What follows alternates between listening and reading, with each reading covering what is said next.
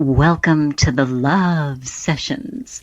I'm Nori, and my amazing, beautiful, sparkly, phenomenal co-host is Lily. I love how you do that. Hello, sweetheart. How are you? Good. I almost ran out of adjectives because it's a Monday morning. I know. I was trying to say them back to you, but I'm like, wait, I do sparkly. Yeah, I got that one. Yeah. Oh my goodness, how's it going? Good. It's going good. Good. So this is Love Sessions number 23. Wow. Right? Yes. I know. It's always such a surprise. Like what? I know. And I was reading something this weekend, and I didn't realize that surprise was an emotion. Really? Isn't that interesting? It's considered an emotion, in some camps, yeah. Yeah. And that got me thinking about emotion. And, this Love Sessions come out on Friday, but we're recording on Monday, and it's the Monday after a pretty big weekend, where there was a bunch of active shooters and, a bunch of emotion just, blanketing the country. And, I was observing people's emotion and people's reaction, people who are not even, close to where those things happened. And it just got me thinking about, how we react to other people's emotions, and what's the gift in that for us? What's the gift in that for us, and what's the, I don't know, downfall in it? You know what I mean? Yeah. I know exactly what you're talking about. And it's not, we're not talking about the actual events or making any judgments or opinions on what a lot of people seem to be talking about and arguing about, but really the emotions that drive those things. Exactly. Which can be triggered by something huge and traumatic and national or international like this, or even something small. Even just, right in your neighborhood or in your own family, watching disputes or drama going on. And it is really interesting to see, like, even, are we even allowed to take a moment and sort of reflect and go, wait, is what I'm feeling mine, or am I feeling somebody else's reaction to that, or a group of other people's reactions, coming at me right now? Am I getting caught up in that, or is this how I really feel? Right. And that's so good, because we could just have a habit of reacting, a habit that if we really just took the time to think about it and decide what we really want in our life, we may realize that habit, was just taught to us, that we react the same way that all of our sisters and aunts and mothers and grandmothers reacted, or the male counterparts of that, and that it causes us some discomfort. I mean, I can look at the things that are going on now, but I've had the benefit of 25 years of being a nurse, where you're trained early on to think critically, to think logically, and not emotionally. So I worked in some of the most incredible situations with the most incredible trauma I've ever seen, with like a plexiglass shield up. And that kept me present, and available to do my job and to help people, in a time of crisis. And I think that's something that in our daily lives, if we just think about it, right? Take 5 minutes. I mean, if I find myself crying over somebody who's retelling the story of what happened, there's a part of me that wants to be compassionate and empathetic. And, I do feel their pain. But if it sends me into crying that's more than that, what is it really? Is it something else that's coming up for me and I'm not aware of it? Is it a habit? And if it's a habit, do I really want to keep doing that? Right. And I think, actually, I'm sure that really the most important thing about this whole topic that we're talking about right now is that in the moment is not the time to try to sort that out and pick out, the feelings, because it's just not possible in that moment. So this is why we're talking about it, and hopefully this will help people take some time when there isn't something, dramatic or traumatic going on in their lives, and just take some time and just think about it. Just ask themselves, how do I react? How do I want to react? Who pushes my buttons? Why do they push my buttons? And how can I change that?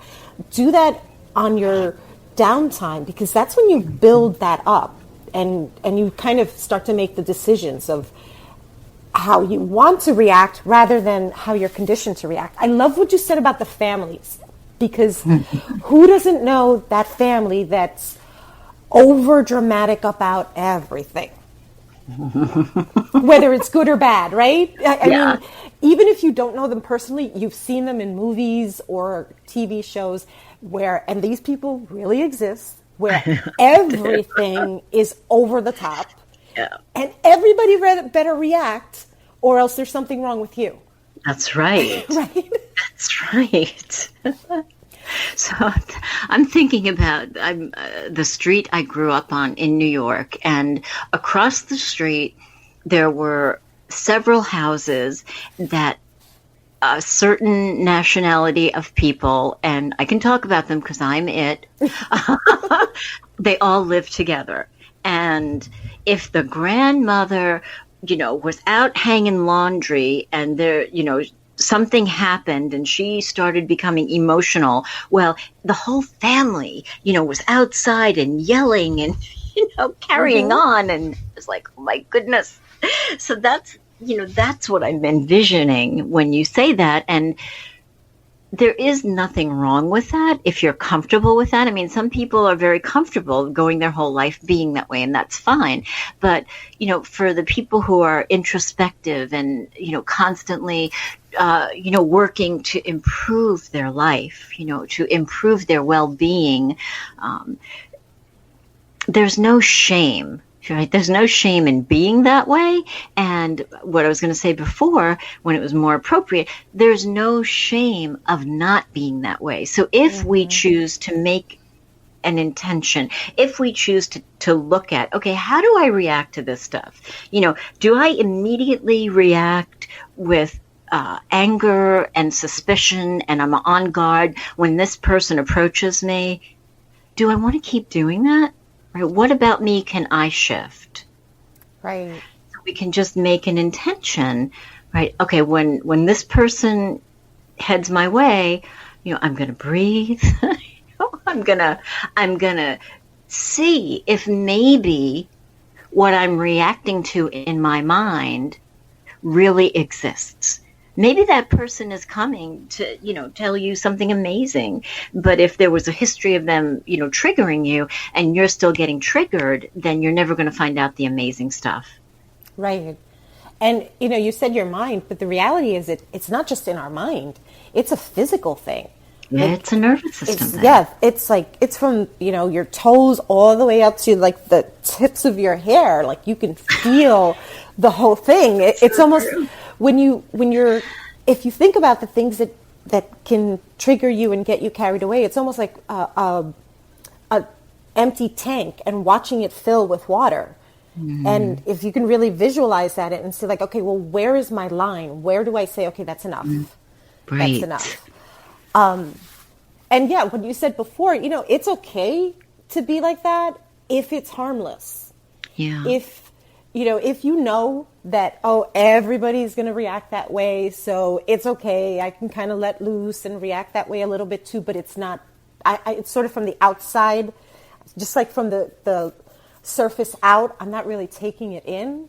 Mm-hmm. But then, another thing that you said, if somebody is telling you their story, that's, this heavy thing that they're carrying around, that every time it comes up, they're, all their emotions, they're crying, they're feeling all that pain again. Those wounds are like ripping open again. And now you're sitting there feeling it with them. That's not so great for either one of you. Right, right. So if you're there, as a friend to lend support, if you fall out of observation mode, or like you said, Lil, if the tank and the water goes over your line, then you're really not available. You're not available to help them. Right, right. And, it's one of those things like, it's a cliche, but it's true. Now you become part of the problem Oh, that's because good. you're just caught up in that. It's, it's like, we were talking about this before. I know sometimes when I'm scrolling through social media, and sometimes it's just gossip about celebrities, and sometimes it's something tragic and really horrible. It really doesn't matter. Sometimes I'm go through and I'm scrolling through the comments, and it's amazing how people get so caught up and really like dig deep and start going at each other with their beliefs, and it gets ugly and emotional and painful. And I've learned to catch myself when I'm reading these things, because I like to see how other people are feeling. I like to know what energies are out there. I think it's really important to not be afraid of Right. seeing other people's pain or their angers or their triggers. But for me, I know that when I look at that, I'm like, okay, I have to be aware where my filter is. And when that line sort of from observation to getting caught up and involved, when I'm about to cross that line and say, okay, that's enough. That's enough of that. Because I'm no longer observing. Now I'm getting involved. And now my water tank is filling up. And now my nervous system is freaking out and shorting out. And I don't feel good. Right, Yeah. right. And what is it? What is it that makes us look at somebody's comments? I mean, and we could have read them wrong, and take those comments as a personal affront, or a national emergency. You know what I mean? You could be just having a good day, and then all of a sudden you read something, I mean, just a one-liner about something that somebody wrote, and you're all off balance, and you're angry, and you're, knee-jerk responding. I mean, what in heaven's name does that? How did we get there? I love that question because I often talk about not taking things personally. Don't take it personally. And I often have to remind myself, don't take it personally. I believe the question is actually so simple yet so complicated. We are all connected. Yes. We really are. We are all connected, whether you want to believe it on a scientific level or on a spiritual level or both. We are all connected. We're all kind of breathing the same energy and sending it out. So we're going to automatically feel, like, oh, that person is going through that, or that we're going to feel it. It's a connection thing. So understanding that is important. Whether you're, there's the word empathize, and then there's empaths, and whether you believe that everyone's an empath, like some people say, or there are just some empaths, it doesn't matter. We feel the energy that's around us because we're part of that energy. Right. How could we not? Right. But we're not victims to the outside energy. And that's the important part. And I think when we get triggered, or when we go off, when somebody had a comment that, wasn't even what we thought it was, then we become a victim to that. Yeah. Yeah. And so it's important to know that, to see that can happen to us, that happens to other people. And once you see it, kind of start to make those choices and go, well, that's not how I want to feel. Right. I don't want to feel victimized by anything. Right. Right. And, we all see, right, be the change you want to see in the world. So imagine the influence that we can have on a negative thread that's flowing with just some really neutral, with a really neutral response that just neutralizes everything. Yeah. Wouldn't that be wonderful? Yeah, Yeah. yeah. That would Because be it great. can be like a train, right? Gathering momentum. And then you could go, wait a minute, let me be Neo. I'm going to put my hand up and stop the train, just by not reacting. I mean, I consider this like emotional contagion, like the flu, right? Like how contagious are these people? And, how much of that are you going to allow to take over you? Right. Well, not reacting is reacting. That's a choice, right? Exactly. It's a I like that. choice. Hmm. And sometimes it's almost like if you can do that, if you've done the work, if you've Hmm.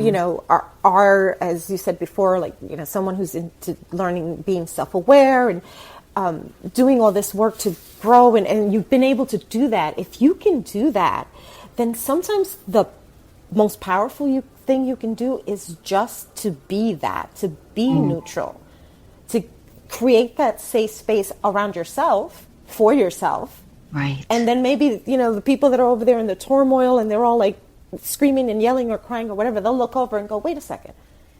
She's sitting over there and she's at peace. Right. I want some of that. I'm going to go sit next to her.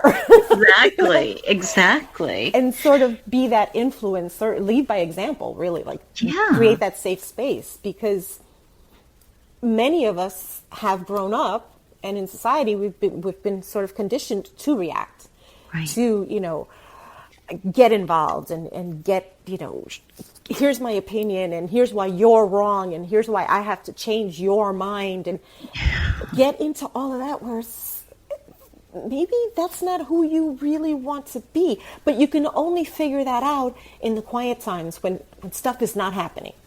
Right. Exactly.